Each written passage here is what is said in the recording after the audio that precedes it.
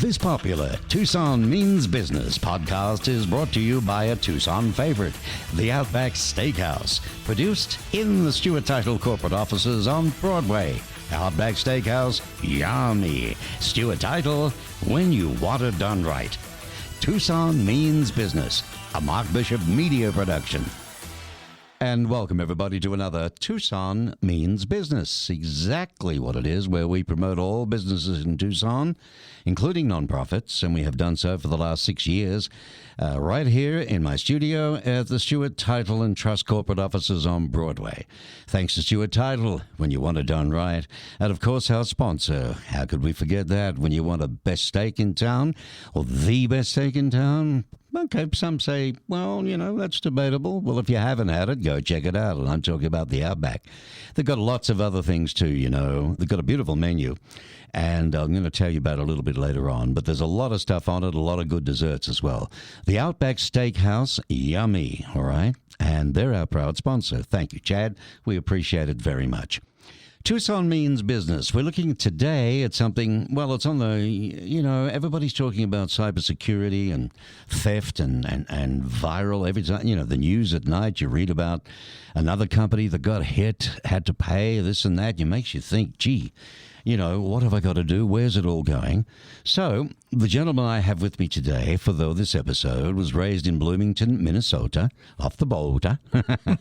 He's a special guest for this episode, and he completed high school from Saguaro in 1986. Greg Durnan, welcome. Thank you very much. You are an active, busy fella. For a CEO of a company, you're an active member in many organizations within Tucson, including the past district chair for Boy Scouts of America, a founding member of the Vail Chamber of Commerce, and past chair of the Ori Valley Chamber of Commerce. But currently sits on the boards for TMB, Family Services, and TROT, the Therapeutic Riding of Tucson. That keeps you busy? It does keep me busy, yes. Well, you first formed your company, CPU Solutions, I think that was, back in 1992, right? Exactly. And that has later become Acacia IT. When we went to incorporate, we found out that CPU Solutions was already an Inc. nationwide. So, we went with Acacia IT because the original business card that I had had an acacia tree on it. It was just a generic acacia tree that I'd picked out when I picked those cards. And we went with Acacia IT. How about that? You must have got a bit of a shock, though, to find that, you know, it was already gone. Yes. A bit disappointing. But never mind, you turned around and became Acacia, and for a nice idea. I like the idea of the tree with the roots solid and the branches going out there. You are now president and CEO of Acacia Information Technology, some 32 years later. 32 years, yep. Well, good on you, mate. That's a long time, isn't it, to be in business? You specialize in cybersecurity, folks. That's why I've got him on, and compliance. A lot of this stuff's over my head, I'll tell you, so he's going to share it with us. If I just rattle off letters, you'll tell us what it is? Sure. Including HIPAA. That's HIPAA, which is the Health Information Portability and Accountability Act, is what that stands for. Okay. That is what the medical industry needs to comply with when they have what's called PII, which is your patient health information, or PHI, patient health information. So anybody that has your records and has any kind of health information about you has to comply with HIPAA. Right. And if they didn't? They can actually get sued. I mean, it's okay. They do have auditors for HIPAA, not too many that I've seen around, but you're definitely going to get in some serious trouble with the government if you're not meeting compliance. What about PCI? PCI is credit card processing. That's all of the anybody that takes credit cards, does anything with credit cards at all. Mm-hmm. If you look, even people that use things like QuickBooks for their credit card processing. If you look at your bill for that, they charge you for a non-compliance fee if you're not doing your compliance for credit card processing. Really? But where it gets heavier is when you're doing things like hotels, where they have to be segregated on a different piece of the network so that they don't interfere with other traffic, so that the guest network has its own connection, and the credit card processing is separated from that, so it doesn't have any access back and forth. Very intricate, isn't it? It is. Tell you what. All righty. ITAR. ITAR. ITAR compliance is the government. That is people that generally work with Raytheon companies like that where they're dealing with government secret heavy duty information. stuff. Yep. Okay, dokie. What about SOC 2? SOC 2 compliance. SOC 2. Yeah, that falls in. That actually hits a lot of different industries, but generally, SOC 2 compliance is used for entities that want to have. They want to make sure that who they're dealing with is compliant with a lot of the cybersecurity and pieces of information. A lot of some of the medical does that. A lot of transaction-based companies use that. Okay. Gee, you've got to be very diverse, haven't you? What about FINRA? FINRA. FINRA is the financial institutions. So that's I all might have the- guessed that yep. one after maybe 20. And soon, CMMC. Yep, CMMC is now going to be a part of what's of ITAR. So it's actually going to be the compliance built into ITAR for the cybersecurity side of things. So when you're dealing with all of the electronics portions of compliance for the ITAR. Well, all double Dutch to me, my friend, but to the business world, very serious stuff. Yes, absolutely. Right, and this is what your company specializes. Exactly. Okay, how many employees do you have? 13 right now. 13. Wow, that's okay. So mostly what, technical? Mostly technical, yeah, and we're in the process of hiring again. So yeah. Oh, good on you. That means you're growing. Yes, absolutely. What are you doing right in this day and age? Well, maybe, all the jazz that's going on is helping you a little. I would think so, yep. So there are a lot of nervous businesses out there. There are a lot of nervous businesses. There are also things that businesses don't know. And that's really where we come in. A lot of people have what they call cyber liability insurance. Okay. Do they have the right cyber liability insurance? Do they have the proper coverages? So we partner with some insurance industry people to go through that to make sure that they have the right stuff for their business when that attack does happen or if it happens. Right. So that they have that backup of insurance, basically. What type of clients do you look for then? So we do a lot medical, obviously, for the HIPAA side. We do a lot of law firms here in town. We do some government compliance manufacturing companies here in town. I could understand government. When you say lawyers, I guess they'd have a lot of stuff that's confidential. Yep, and we have some of the lawyers that have to meet FINRA. That's one of the law firms that we have. Yeah, it was FINRA. Yeah, the financial business. Financial. Okay. So do you look for a certain size of client to serve? What we find is that our services fit best from about 20 end users to 150. That's our Wow, what a spread. Yeah. 20 to 150 users, huh? And as they get larger, they tend to some of them have internal IT, and we're doing what's called co-managed IT, where we're supplementing that IT person or staff that they have with the cybersecurity pieces if they need it, or support, or wherever they need the help. Have you ever been, do you sweat at night when you sleep? Do you worry? Do you have bad dreams? Are you going to get a call, someone saying, quick, we've been hacked or put down, we're not on air? I mean, is that possible? It is possible, although we did have a breach not long ago. That happened because an end user had a personal computer that they were logging into the system with. That computer got hacked because it wasn't under our protection. Oh. They got into the back end of the server, but everything of our software, because we layer the security that's in there, blocked those guys from doing anything. And who were they? They are most of the threat actors, as they're called, are... It's a bad name for actors, isn't it? Unfortunately. I've noticed that lately. Everybody actor this, actor that. Poor devils trying to get a job, just to be a nice, good actor. Could be a guy with a hoodie sitting in some dungeon somewhere in Russia or God knows where else. Hacking away. And most of them that we see are Russia, China. Unbelievable. Yep. What is it with these dudes? I mean, are they just brilliant? I would have thought the Indians, because in Australia, Indians are highly regarded, the Indians, as IT, specialists. Yep. They're very good. Then you get the rest of the world, right? But it seems to be with China and Russia, it's like it's so cold they're indoors all the time. I've got time to learn, or come on, give us a secret. Well, and I'll tell you that a lot of them are younger kids that they've hired to do these hacks, because and they're literally, and of course the governments aren't going to acknowledge it, but they are literally paid by governments to hack into the United States. Yeah. So did you happen to see 60 Minutes about 3 weeks back? I did. Yep. So you saw the spider business. Yes. So did I. I never miss 60 Minutes. My favorite show. Yep. No matter where I am, Sunday night at 6. Mind you can record it these days. So, but I was floored when I saw that. Yeah.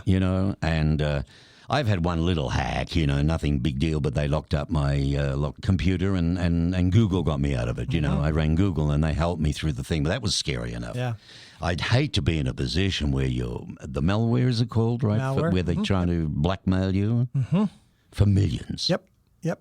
And not only can they do, so what actually happens with that is generally it's a user on the network that clicks on a link in an email. Okay, that's about 80% of the time that's how that happens. That link then runs an executable file that goes out to the internet, downloads an encryption key, encrypts the files on the drive, and then pops up a note saying, we'll decrypt your stuff for you if you pay us $1 million, $2 million, whatever the case is. Well, it's very hard, Don, because, you get emails in business, okay? And, I try to be super careful not just to open anything, but I get 300 to 400 emails a day. A lot of them are usually businesses trying to get you business or something else. But, Greg, it's got that way that you don't want to open anything. Right. Yep. And I'll tell you the two real big things to look at is if you look at who it's from, not just the name, but the actual email address next to it. Okay. If it's a spoofed email, okay, you'll see it's from Greg Durnan, okay, but the email address is some gobbledygook different thing than Greg at Acacia IT, okay, and that right there will tell you that it's a spam, junk mail, could be malware. So that's the first giveaway. That's the first giveaway. Second one is never click on any links in emails. If you're in an email and somebody says, hey, we need to change your password, click on this link. No, absolutely not. Fair enough with that. Yep. But unless, say, you're going to watch a webinar and you've got to book or register for the webinar, yep, you need to click a link then. Sure. As long as you check that email address, make sure it's right from the right person. Right. It's the right webinar that you're looking for. Okay. Then yes, absolutely. So, God, I don't know the way you said that. It's so easy just by clicking on a link. It is. They can go back and they can get into a big company. Mm-hmm. Wow. Especially if they're not protected. If we've got protections and layers of security on there, the one that did occur with us, it blocked the system from being encrypted. It blocked the user from changing rights and accesses on that system. Mm-hmm. And as soon as we knew that they were there, we shut them out and shut the whole thing down and readjusted passwords and everything else across the board. Where did you learn all this stuff? 32 years of getting through it. Back in the day, I was building PCs. Really? And so it's been on-the-job training ever since, yeah. Wow. How about that, eh? 32 years. He still looks pretty young, folks. I mean, you couldn't do that. Now, you've got 13 staff and growing. Is it mainly Tucson, your clients, or where? We basically cover Southern Arizona, and about 90% of them are here in town. Okay. We do have a couple clients up in Phoenix because they have a co-located office from Tucson. All right. But yes, we focus on the area down here. Yeah, that'd be important. So you offer remote and on-site services as well. What are the main niche businesses that you're in? Well, you mentioned hospitals before. Mm-hmm, yeah. Lawyers. Well, not hospitals necessarily, but medical. Medical overall. Yep. So how did that company then get hacked for all the medical database, the database of everybody's personal things? Mm-hmm. Because they didn't have the right protections in place. They didn't have the right securities. I don't know. Look, do you ever get frustrated that companies in America are lackadaisical about this? Oh, yeah. What's interesting to me is it's been a lot of the large companies that get those issues. The whole MGM grand. Yeah, how big do you want? That guy was literally he pretended to be the IT guy, and got the password changed. That's right. So he could get into the back end, and he sat in the back end of their servers for over a year before they did anything. Wow. So, yeah. And that's huge and millions and millions of dollars. But Absolutely. We're talking about, what concerns me, Greg, is corporations that are dealing with me, the little guy, some sort of service, some sort of something I need, some sort of protection, some sort of, whether it's medical. Am I ever going to be in a position where I can't get my medicine because of what's happened, or I can't, survive because that has happened? This is the sort of thing that worries people, doesn't it? Absolutely. Yep. So don't these companies then have a responsibility? Sure, they do. Yeah, absolutely. But again, protecting against everything is impossible. There's simply too many. As we protect against this layer of things going on, the next layer comes out. AI, for instance, coming about. Things of that nature that are going to make the whole threat landscape much more difficult to deal with in the long run. things we have to learn about how to protect against that. I don't know, man. I watch stuff. Have you seen? I call him an alien because I think the guy is the way he gets so much information from, out of normal. What's his name again? He owns X and SpaceX and like. Oh, Elon Musk. Thank you, Elon. Mm-hmm. Sorry, Elon. He says, look, I've seen interviews now where he says, look, it could be terribly dangerous. And then there's other interviews if it's controlled and this and that. What's your own opinion? So I will tell you that there was I'm talking about AI, folks, okay? It can run amok, it can control us all, because that movie I saw with Will Smith scared the devil out of me. There was a recent breach in another country, and I can't remember which country it was, but what happened is they had a Teams meeting with 15 different people, all the executives of the company, and this one accountant, the CEO or the CFO of the company. And towards the end of the meeting, they said, okay, we need to get these funds over to this account. Can you go ahead and cut a check for that? Blah, blah, blah, the whole 9 yards. The whole meeting was AI generated, except for her. Oh. She sent the money. Right. Okay. And then they found out afterwards that the whole meeting was AI generated using pictures from the rest of the staff. And it was a scam. It was a scam. Absolutely. Oh my God! How much did it get, or they get? I think they got just short of $1 million. Right. What is the government doing? Sometimes I feel like, because I've got an idea in mind I've been working on for some time, a new show called ScamAlert.tv, and with a lady from Canada, because she's been in the game a while and she knows every day the current scams that are hurting people, the older people, every day, whether it's a phone call, whether it's, I still get them from people for PayPal saying, I just paid for this. I know I didn't. Darn well I know I didn't, but by gee, you've got to be alert. Yes. And, it frustrates me that, okay, with all the money spent and given away in the billions, what are they doing in reference to trying to help business in America, be it small or large, to help against these hackers? Mm-hmm. Well, and again, some of those compliances that we talked about, the HIPAA is government fund. That's government issued. This is how we want it done. CMMC and ITAR compliance is the government saying this is how it should be done. But is that correct? A lot of cases, yes, absolutely. I mean, it is. So they are on top of their game that way. No matter what government's in, they understand that much. They do. It's just very difficult for them to say to a smaller company, hey, you need to do this, because some of those smaller companies can't afford to do that kind of security infrastructure. Well, where does that leave them? That's exactly right. Just sitting on a board waiting to be popped off. Right. And that's where we come in. I mean, we can help in a lot of situations. Right. We have packages that are just cybersecurity protection. Right. For smaller businesses, the 1 to 5, 6 to 10 size companies. Right. And then once we get into managed services, then we're monitoring and managing the entire network. Okay. Well, that's good to know. Yeah. You've got to be affordable. You're in Tucson. You're not in Los Angeles. You know what I mean? Exactly. Or New York, for that matter.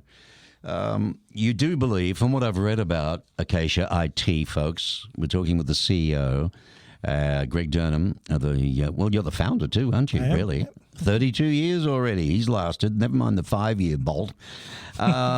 You believe in security, functionality, convenience of your computers and network. From what I'm reading, they're your ultimate responsibility.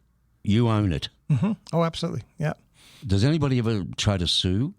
Not yet. No, we've not had any problem with that. Now, I will say that when we do managed service contract, we require that they do our security stack. Okay. They have to do this. If they don't want to do this, no, that's fair enough. Then I can't do a contract with you. That's fair enough. You walk, then you turn your back. I'm sorry, I just can't do it. Yep. See, that's professionalism. Yep. That's the way, because if you do it and get that done, and they go that one step extra, yep, they're going to be okay. And you can sleep at night, and so can the general manager of that company.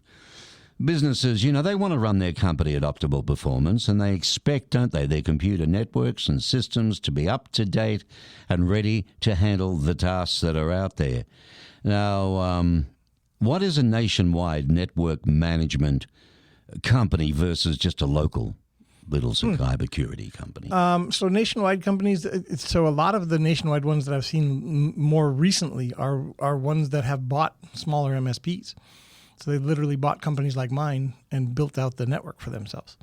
So say that again, smaller? So they've bought smaller MSPs like mine. MSPs, that's the one I missed. Managed service providers. Oh, okay. That's what MSPs, our official term I'm learning the lingo. Yeah. And you're small? Yeah. Well, I have a friend. Staff growing. Yep. I have a friend that's running a $50 million MSP right now. So he's 7 states.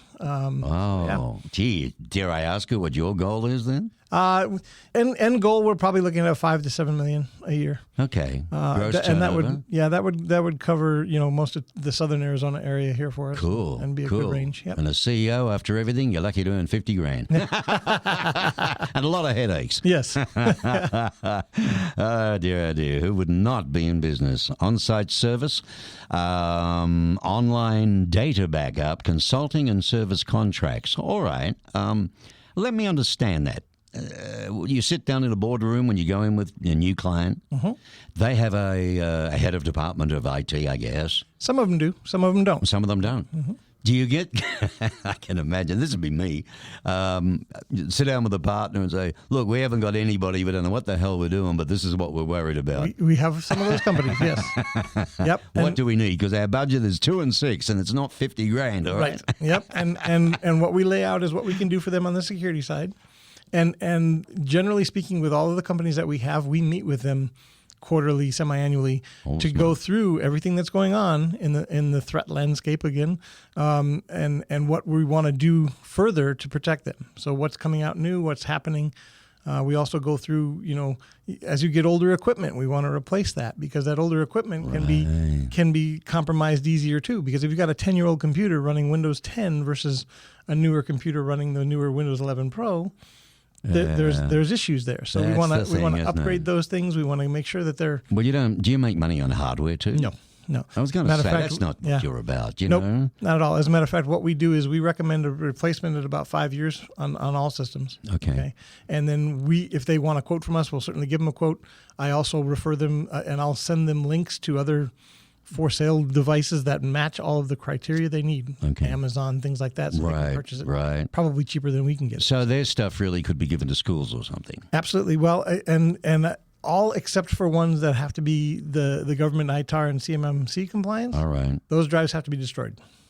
Oh. Because they don't want to keep the hard drives at all. Now, we do have what we call, in the office, we call it a ka-chunk machine. It is a huge magnetic machine that wipes the drive. Oh, but once it does that, it can never be used again. We had something like that years ago in radio. It was just a 3-inch by, say, 6-inch block of magnetism, and you'd put the reel-to-reel on it. And you'd press the button of and turn it around. It's gone. Pretty much the same thing, yep. Pretty much the same thing. Well, I tell you what.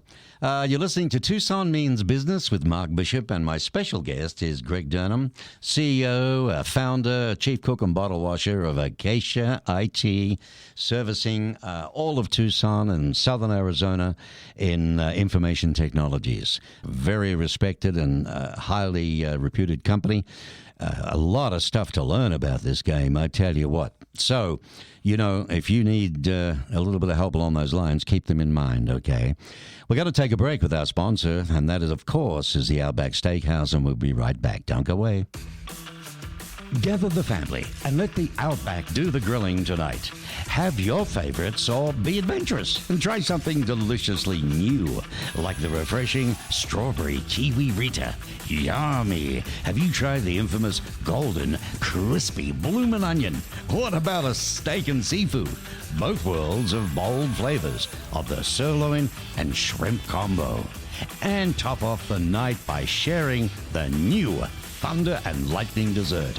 Yes, please. Laugh together over a great meal. Let's go out back tonight. Okay, so I'm talking with Greg Durnan. He is the CEO of Acacia Information Technologies, based here in Tucson, but serving the whole of southern Arizona and some clients also in Phoenix, and hoping to grow like his buddy and turn over $100 million a year. Hey, with all the things you're in, service clubs and everything, you won't have time, mate, I'm telling you. You do offer after-hours support. What is after-hours in your world? So anything from 5 at night till 8 o'clock in the morning. Okay, Weekends and full weekends, so Saturday, Sunday. So my question is, it isn't going to be you. So if you're hiring... Yep. What's the criteria today that you would go after? So we really look at certifications for employees. They have A+, Net Plus, Security Plus is a great start because from that point we can really teach them the rest of the game. It's usually a good year of training to get them really up to speed on where things are at. Right. And then our after-hour support basically we have a phone number, special phone number that people can call into, clients can call into, and they get connected to the technician that's on call. Okay. So there's always somebody there on call, and if it's too hard for him, he calls somebody else. But I guess it's part of the gig, right? If you apply for your company, you've got to be flexible. Absolutely. Got to be, super qualified. Yep. Okay. Were they all in Tucson? All of them except one. We have one that's outside of Tucson. Really? Yep. Isn't that good to hear? Yeah. That's great for Tucson, too. The other thing is, Greg, they stay here. Yes. Because we have that ongoing battle for businesses in Tucson. Yep. Absolutely do. Of doing that, of which you'd know. So you just call someone up, get the service, get looked after. An MSP, we talked about that. Do smaller businesses really need to do as much for cybersecurity? Do you think in today, where we're at today, small business, right, mom and pop, and a bit bigger, maybe, 3 to 5 staff, do they really need to do something, or is it just for the big boys? No, they really need to do something. And I think it's the most underserved area there is. Because when you have a mom and pop shop that has maybe antivirus software on their computers and doesn't have any protections to their email systems or multi-factor authentication or any of the special things that we do with security, they are so open to hacks that most of the hackers can see them on the internet and they can hack right in and take over. And again, when they know who they're hacking into. So if they hack into a smaller company, they're going to say, well, it's going to cost you $20,000 for your stuff or $30,000 for your stuff rather than $1 million, because they know they don't have $1 million. But does the mom and pop shops spend $30,000 in order to get their data back? Probably. All right, so I'm going to play the devil's advocate, okay? Norton Security, straight out Mac security, normal Google security, not enough? Not enough. Not nearly enough. Not nearly enough? Not nearly enough. I'm going to be calling you. Yeah. I would say that the big thing that people are not doing in the smaller shops and everything is multi-factor authentication, which means you now have a username, a password, and you have to put in a code, a 6-digit code, changes randomly every 30 seconds. Yeah. And that way what happens is those hackers, even if they get your username and password, can get the login, but then they can't get past the multi-factor authentication because they have no way of getting that 6-digit number. Yeah, I'm getting a lot of those now. Where you get a code emailed to you and you've got to or text. Yep. Yeah, and then you've got to put that in those little boxes. Yep, and they have proven, by the way, that the texting version is not safe.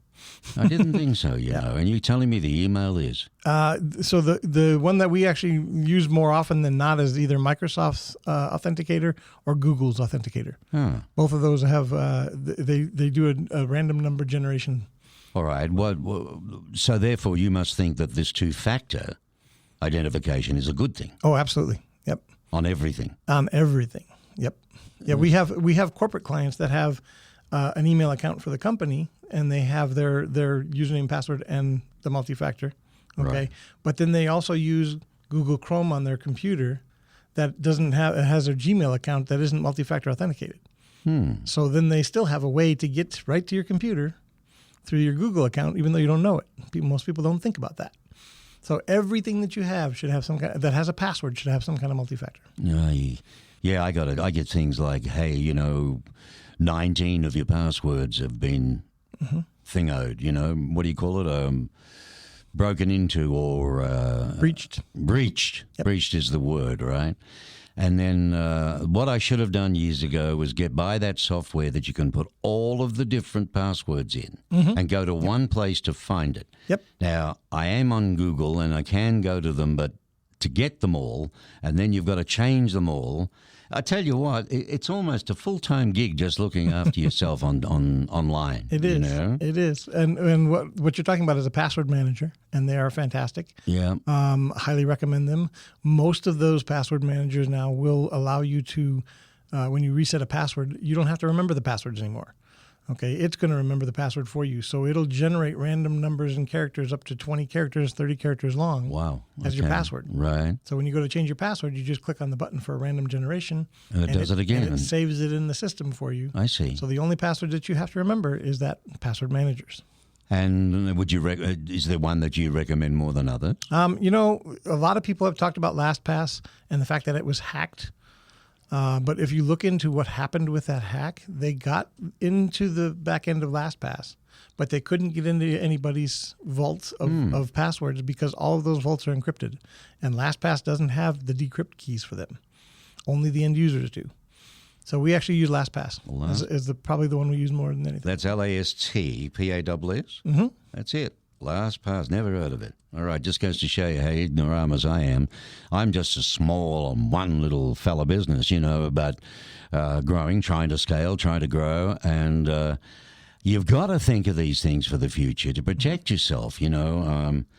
I worry. I mean, you've scared the devil out of me. I know that I'm going to have to get somebody to come in and say, all right, what do I need? Because I'm in the business of clients. I'm in the business of consulting. I'm in the business of teaching, producing. You know, if someone wanted to get really nasty with me, they could, couldn't they? Oh, absolutely. Yep. And the other thing I worry about is... what do you call it when they take your identity? Identity theft. Yep. That's growing, isn't it? Yep, it is. And with that, so we can do what's called a dark web scan. If you have a .com email address. Yes. Okay.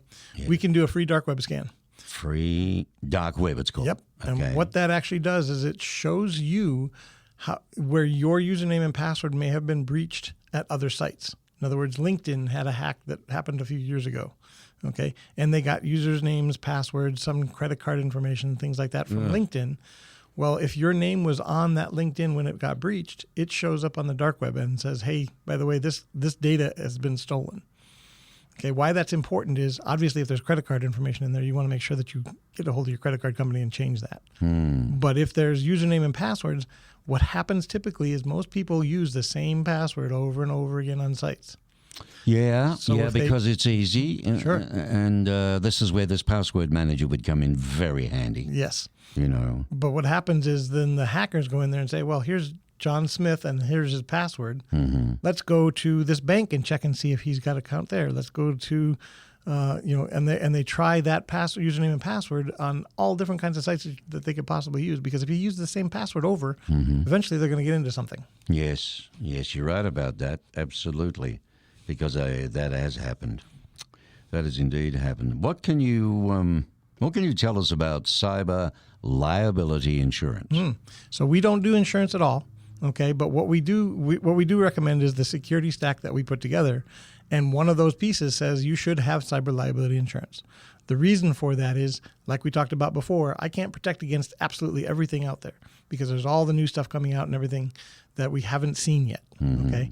So if one of those hacks gets into the system and breaches your information, cyber liability insurance protects you against that. So when you talk about a stack is like a package. It is. In other words, we have in a basic security stack, we have about 6 different security pieces of software that we install. Okay, that is highly recommended. And you show these to the decision makers and to the bean counters and what they do and what it's about. And I guess they come back at you and say, well. What happens if we didn't have the bottom two, Greg? Right. Yep. Always trying to save a buck. Yeah. Yep. Do you get much of that? You know, every once in a while we do, but generally speaking, most people understand why because we explain what each one of those layers does. Right. And by the time you finish, by gee, we got to have it. Yep. You know. Well, mate, the way you're talking, we don't even know what's coming. I mean, it's not much to look forward to, is it, if this is the case? I mean, you're being very honest. I love that. That's why I've got you on the show because, that's what we do with this particular podcast. And it's been going 6 years. It goes all over the place. You'd be surprised who hears it with the emails I get and different things from people. But the reality is this. If you're not honest with clients, then you really are scamming them. Right. Exactly. You've got to be upfront. Yep. So try and give me an idea, small being 1 to 2 people, mom and pop, right?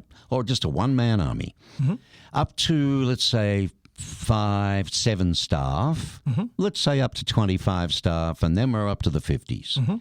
There's got to be different stacks in there and packages. Yes, absolutely. Give me a ballpark of monies needed for those different stacks. Sure. So we have a 1 to 5 user package that is just cybersecurity. It is not our support guys. It is not calling the guys to fix your printer, kind of stuff like that. It is just the security stack itself, and that's $299 a month. That's 1 to 5 staff, all right? And that would range around about $300 a month. That's $3,600 a year. Yep. Right, just under.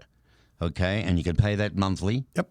All right, and it is contracted for a year. It's contracted, all right, and then it starts all over again. Okay, you're in a good business too because you've got that repetition business, aren't you? But the thing is this, what do I get for that? So what that is a full security stack monitoring. Now, what I mean by that is we make sure that your MFA is turned on everything. We make sure that your patch management, patch management means Microsoft's Windows security patches that come out. You want to make sure that they're installed and properly functioning on the system, because if the patch doesn't work or fails or doesn't get installed, you have a security hole. What happens if you don't use Microsoft? Mac has the same kind of thing. They have patches. Oh, Mac and so has forth. okay, good. At least I got Mac at something. I use Gmail, you know. Yep. I get lost with Microsoft. I really do. The whole anything from their mail to other things. Yep. All right, so okay, that's $299 a month, and this is going to give you the full stack, right? And then we put on top of that, we put on endpoint detection and response. Now, endpoint detection and response is the antivirus kind of on steroids. It's the newer version of antivirus, so it does malware and ransomware and all of the scary stuff. It protects against all of those. Okay. Okay. In the $299. And then on top of all that, we put on a SOC service. What that is a security operations center that monitors your computers 24/7. So if anything funky goes on, so in other words, somebody in your office clicks on that link and it opens up an email that tries to run an executable, they're notified. They shut down that system on the network. They notify us. We come and clean it up. Wow. And the employee gets fired. All right, next package. Next package, the only thing we add between the 1 to 5 and the 6 to 10 is the employee training. Okay, so we actually add on a training package that is a video that they get weekly that they answer 1 to 4 questions on. It's trying to train them on those emails that are coming in and those things that are happening in the industry. Smart idea. To give them an idea of what's going on. So it's really keeping them top of mind. Right. All right. And then we notice about from a 7 user up, they're really starting to need more support. They're needing that remote support. They're needing that stuff. So then we start talking about managed service contracts. All right. Okay. Can I sit down? Or am I going to fall over on this one?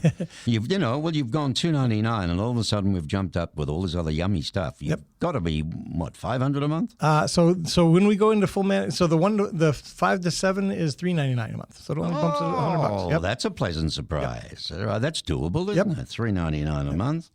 Okay. And then when you get into managed services, then we start talking about $1,000 a month plus. Right, and that's that managed services. Right. This is everything. You can go out, relax, go to dinner with your darling, have your anniversary, not worry. Yep.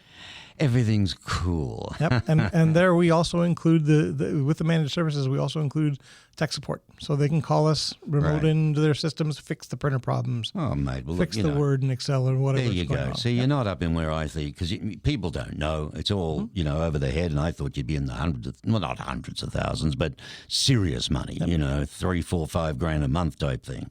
This is very affordable, surely, for businesses who have got at least 5 to 7 staff. Right. They must be turning over minimum what? X amount. What would you say? A couple of mil? Oh, yeah, usually. Usually, right? A couple of mil. So that's affordable. Okay.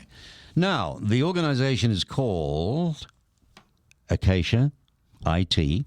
This is the website you can go to, right, with your podgies on, your pajamas, and a cup of joe. Study them. It's one thing about I Love Online. You can, sometimes I can't even get to go and research a site because my thing I've got in Google, it's an extension, won't let me. Guardio. Guardio I pay for, right? I said, now, come on, I really want to do this one, But it protects me. Yep. Dangerous, this and that. Anyway, so HTTPS, that's the other thing I wanted to ask you. Someone once told me not long ago that people aren't using it, but soon it will be everybody must use HTTPS Yes. before their domain name. Yep, the S is the security. Yep. The S is a security, semicolon, / www. Well, why do you still need the 3 W's? That's just a standard they used. World Wide Web is what it originally stood for back in the day. It did, but if you're doing today HTTPS, right? Could I just do acaciait.com? Yes, you can, because it extrapolates it without the www, and that would get straight to you. Yep. It's kind of like dialing the telephone number when you don't have to do the 520. Oh, yep. Okay. Same kind of thing. Well, that's a nice analogy, the way to look at that. You're on LinkedIn, of course. Oh, absolutely. Yep. How much business do you get out of LinkedIn? Let's see. In the last 2 months, I think we've signed 2 clients based on LinkedIn. Okay, one a month. Whoa. Yep. Not too bad. I love LinkedIn, and I'm just starting to wind up now properly. I haven't had a decent landing page that I should have had for a long time. I've been fighting with which way I want to go, but it's getting there. But I've also noticed it's become a little bit of a dating site. Huh?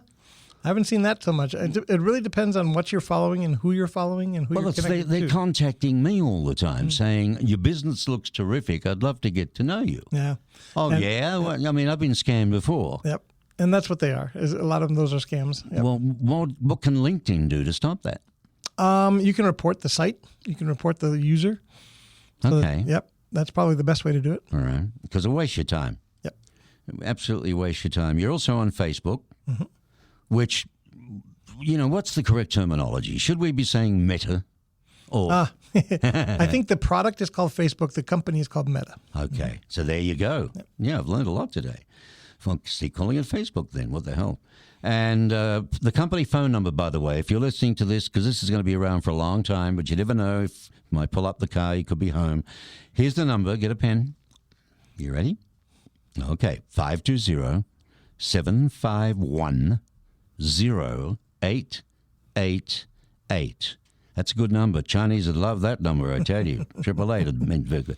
And Greg's a very open, lovable bloke. You can email him, ask him questions. He's not going to put you on to the broom sweeper, push you away like a lot of companies do. The CEOs won't take the calls. They won't speak to you, But it's Greg, because here it is. It's Greg at acaciait.com. ACACIAIT.com. Greg at acacia.com. Greg Durnan, CEO of a wonderful company that's been going 32 years now, a successful company in Tucson, employing in Tucson, and keeping workers in Tucson. By the way, if someone hears this and thinks they're smart enough and would like to join you, just call you. Shoot me an email with a resume. Absolutely. Shoot you an email with a resume. Yep. Fantastic. Anything you'd like to share or offer before you go? Just if you're a smaller company, please don't think you can't be protected, and don't think that you don't need to be protected. You really do. There's so many more things going on these days, and it's going to be the bigger risk for the smaller companies now too. Right. And, it costs nothing to talk. Right. Absolutely. Nothing to find out. Yep. Because that's important. It's worth the chat. It's worth getting to know Greg or the company, see who you're dealing with, get a feeling, get an understanding of what you need and what you do, because we don't want to hear about, small business gets scammed enough and hurt enough, and you work too hard to earn your dollars and try and create jobs and go forward, and you're the salt of the earth. So consequently, you need to be protected. All right? So take that advice, please, and go to them, right? Acacia Information Technologies. I've given you the website. It's the best way to get to them very, very quickly. In the old days, you'd be looking for them in the yellow pages. What was that? Acacia, HTTPS, right, .. semicolons, www.acaciait.com. Greg, been a pleasure. Thank you so much. Thank you. I really appreciate it. Oh, mate, it's you've opened my eyes, I tell you. And I'm going to be calling you. I know I am. Thanks a lot. Greg Durnan, ladies and gentlemen. Hope you enjoyed the show. Tucson Means Business will be back again soon.